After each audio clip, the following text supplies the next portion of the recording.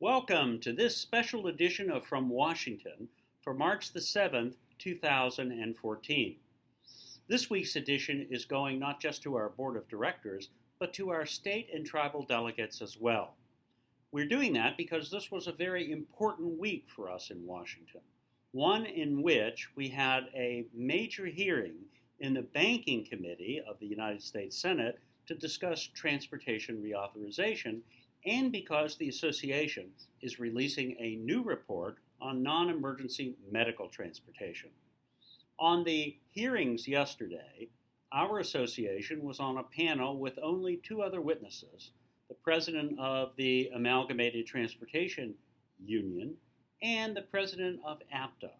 We were represented by none other than the president of our board of directors, Barb Klein, who did a remarkable job presenting the goals and objectives that we have for transportation in the next bill, as well as priorities that we think all of our members share.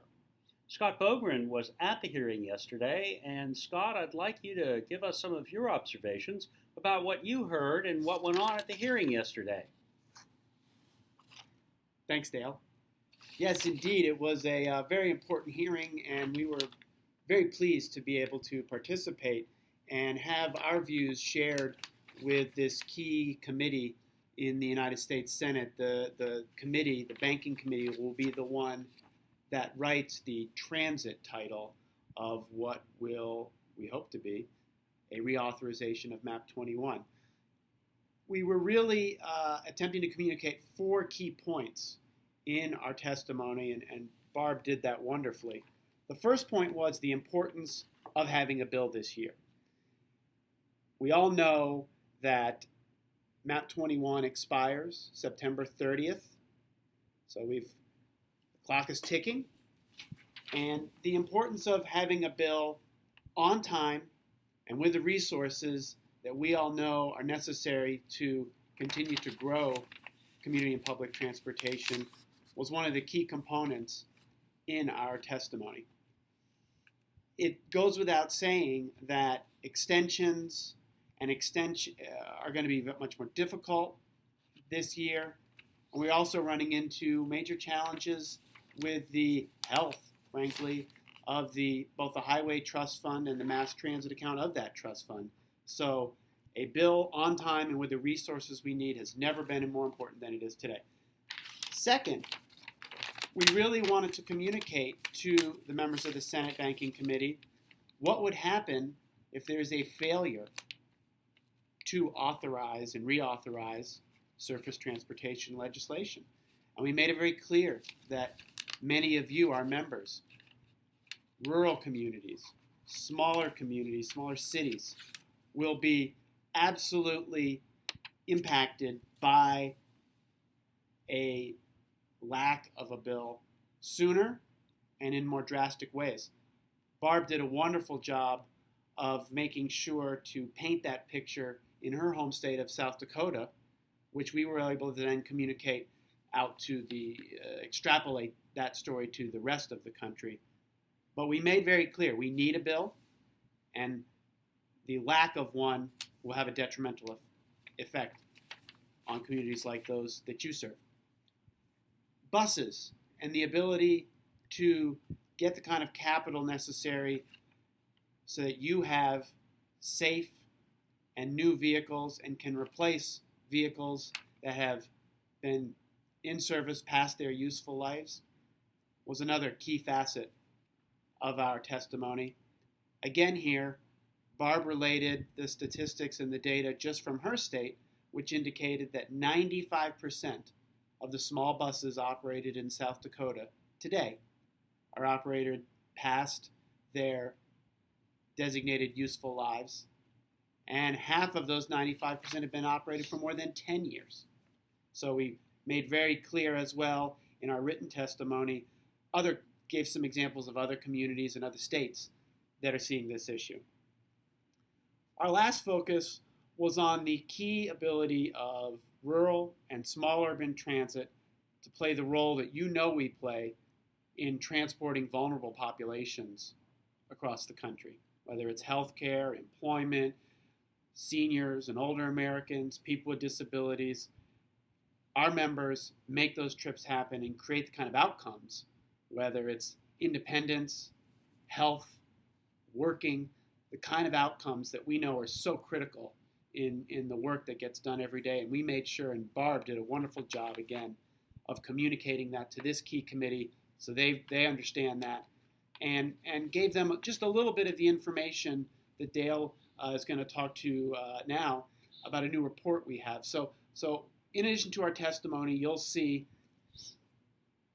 the association's recommendations for reauthorization of MAP 21 organized by category, and you'll see this new and important report on the impact of chronic illnesses on both NEMT and on community and public transportation. So with that, I'll turn it back to you, Dale. Thank you, Scott.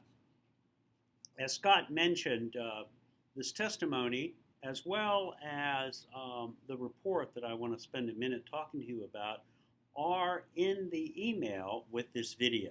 So you can look under my introduction on the email and find both of these documents. Every year, we're confronted with significant issues in the non-emergency medical transportation program. We're very pleased to be putting out a report in conjunction with our partners at the M.J. Simon Company, dealing with NEMT and the kinds of services that are being given under this program by many of you every day around the country. The report is shocking in that it shows that almost half of the NEMT services being provided are being provided to patients in behavioral health, and at 25% on top of that goes to people who are in chemotherapy and dialysis. We think these are significant issues because they raise the question of whether or not the service is really access or it's part of the process of treatment, something that we think is much more expensive than access transportation and something we want to focus on in the year ahead. It's our belief that capitated rates don't necessarily reflect the kind of intensive cost and high needs that these populations need, and I hope that we'll be able to make progress on that, working with intermediaries and others in the year ahead.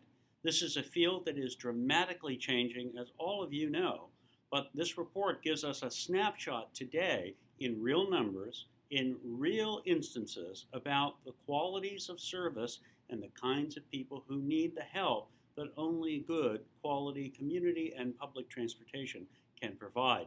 I hope you'll read the report as well as take a look at the testimony that we've put together that Barb utilized yesterday so that you can see where we are on these important issues.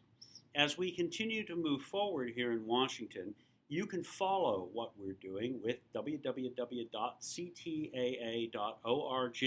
and look for articles and information about reauthorization, MAP 21, and NEMT there.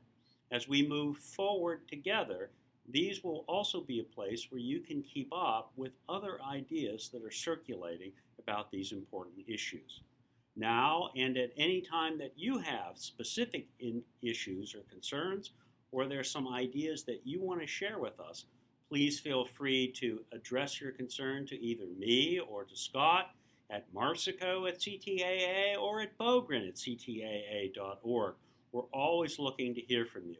And finally, let me say our reauthorization priorities that were presented by Barb are really the product of the work that you contributed to in our meetings over the last 2 years and around the country. So we're proud to represent your issues and your values in the reauthorization needs of our industry. So that's what I have for you today. Thanks. I hope you'll have a good weekend, and we'll be in touch. Thank you again very much for your help and support, and we look forward to talking to you soon. Bye for now.